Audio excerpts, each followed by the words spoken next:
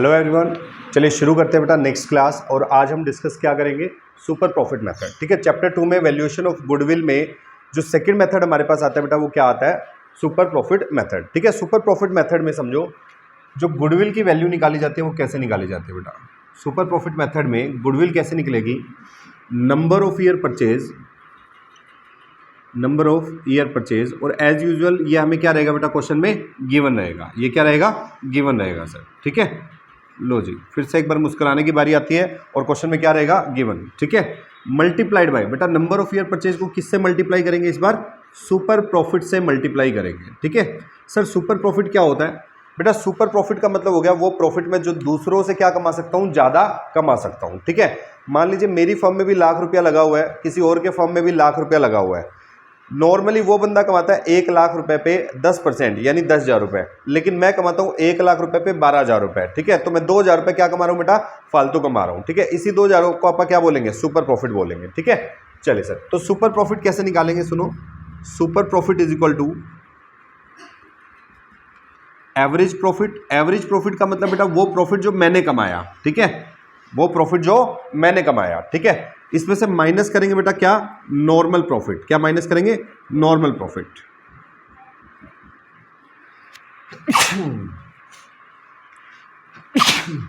Normal profit कौन सा होता है बेटा, नॉर्मल प्रॉफिट वो प्रॉफिट है जो बाकी सब कमा रहे हैं। ठीक है सर, नॉर्मल प्रॉफिट कैसे निकालेंगे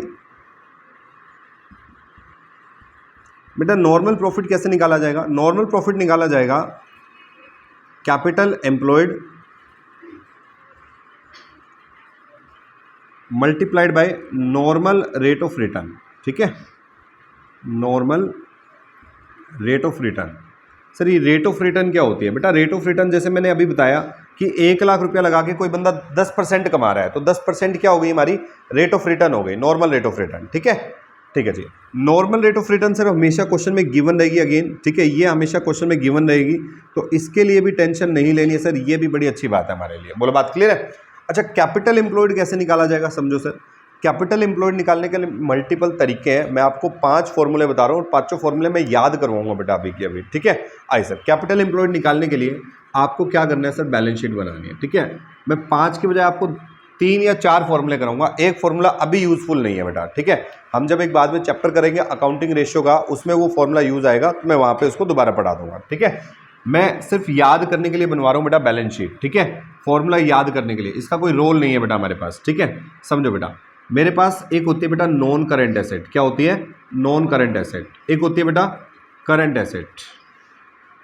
आई होप आपको पता है सर, नॉन करंट एसेट और करंट एसेट क्या होती है, जो 1 साल में कन्वर्ट हो जाए उसे क्या बोलेंगे, करंट एसेट, और जो 1 साल से ज़्यादा के लिए बिजनेस में टिकी रहती है उसे क्या बोलेंगे बेटा, नॉन करंट एसेट। सही है, ठीक है जी।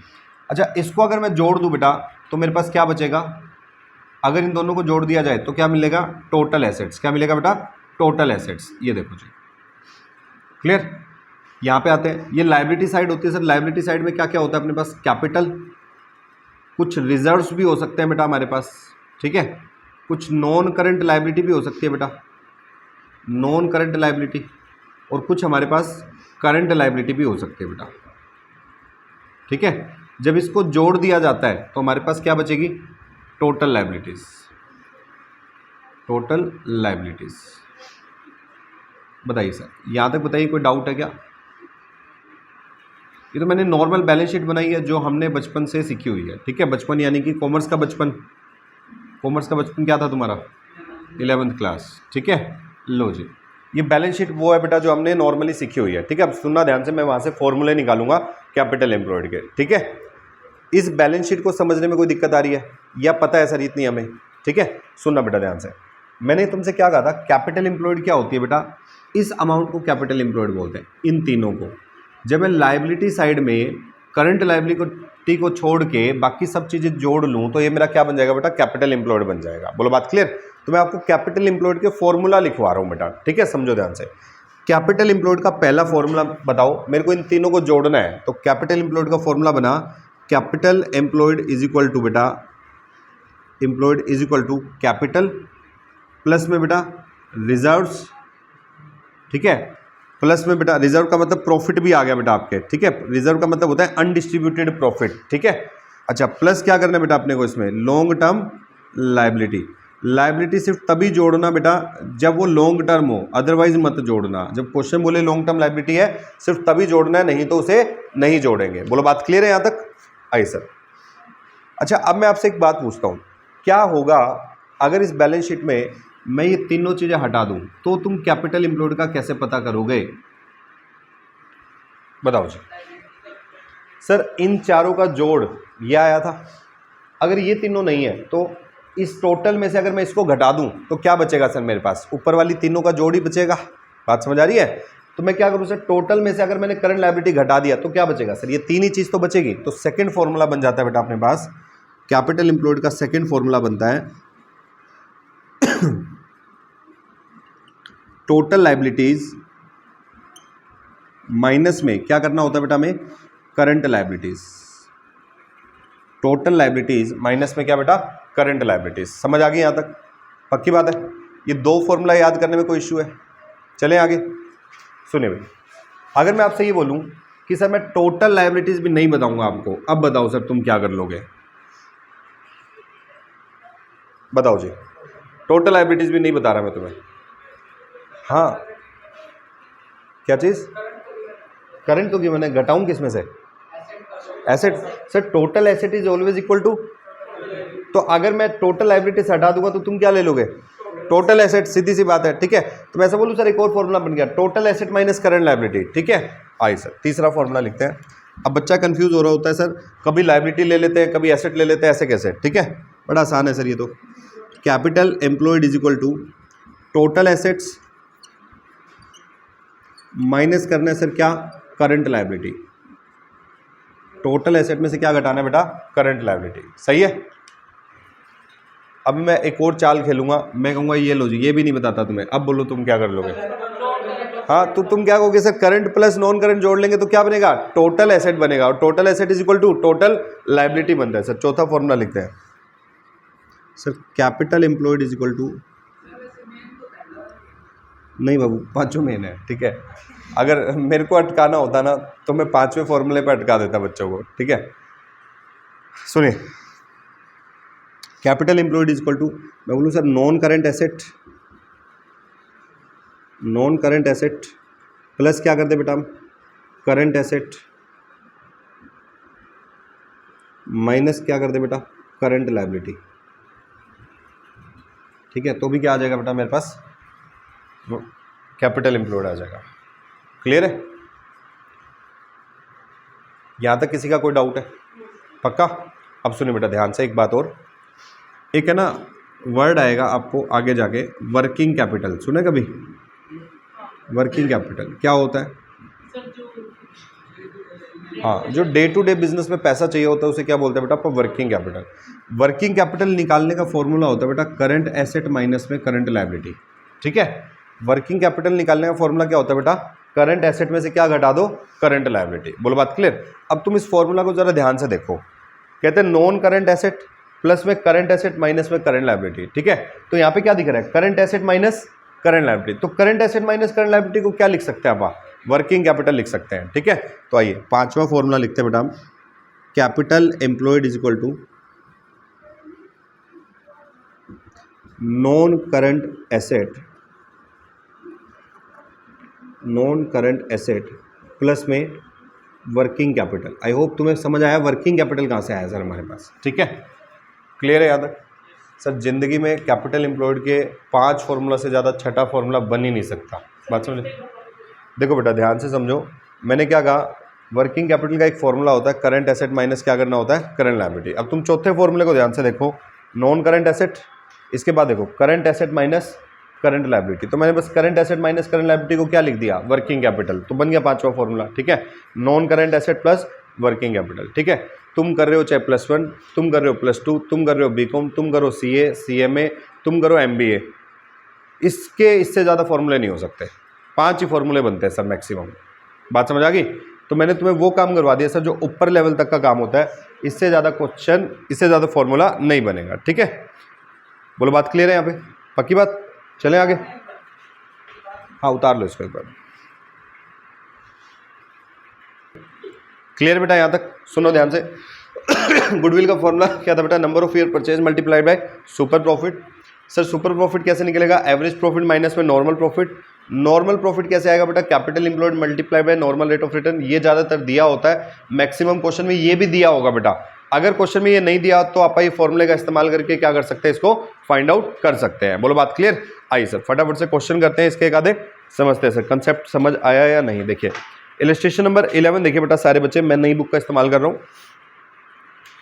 कहते हैं sir Asha and Babita were partners in a firm. ठीक है, question number 11, illustration number 11, Asha and Babita were partners in a firm, their capital were 15 lakh and 10 lakh respectively. ठीक है, तो आशा और बबीता बेटा दो पार्टनर थे और उनकी कैपिटल दे रखी है हमें। क्लियर? मैं यहां से क्लीन करता हूं।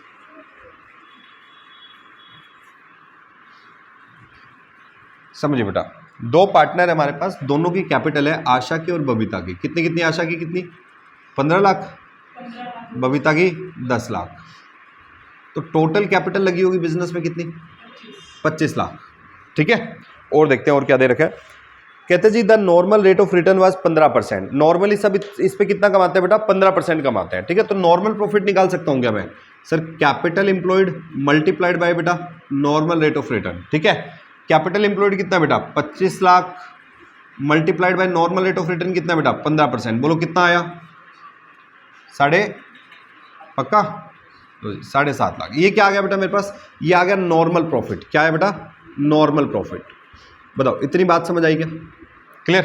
भाई कह रहे हैं 25 लाख रुपए लगे हुए हैं, 25 लाख लगा के बाकी सारे कितना कमाते हैं? 15% कमाते हैं। तो 25 लाख के हिसाब से नॉर्मली कितनी कमाई बननी चाहिए बेटा? 7.5 लाख रुपए बननी चाहिए थी। बोलो बात क्लियर? ये नॉर्मल आ गया बेटा, नॉर्मल प्रॉफिट। आगे देखते हैं। कहते हैं जी हमारा जो प्रॉफिट है पिछले 4 सालों का वो इस तरीके से दिया हुआ है। बेटा अगर 4 साल का प्रॉफिट दिया हुआ है तो क्या मैं 4 साल का एवरेज प्रॉफिट फाइंड आउट कर सकता हूं क्या? फटाफट से एवरेज प्रॉफिट निकालो बेटा। पहले साल का प्रॉफिट था 2.5 लाख, अगले साल है बेटा 50,000 का नुकसान, माइनस हो जाएगा, प्लस में 8 लाख और प्लस में बेटा 5 लाख। टोटल आया बेटा अपना कितना? 15 या 16 लाख। अच्छा, कुछ एडजस्टमेंट भी दे रखे, चलो इसको लिख ही लेते हैं फिर अपने पास। यहाँ पे 375 आएगा, तुमने गलत बताएगा। 25 लाख का 15%, हाँ 375 आएगा।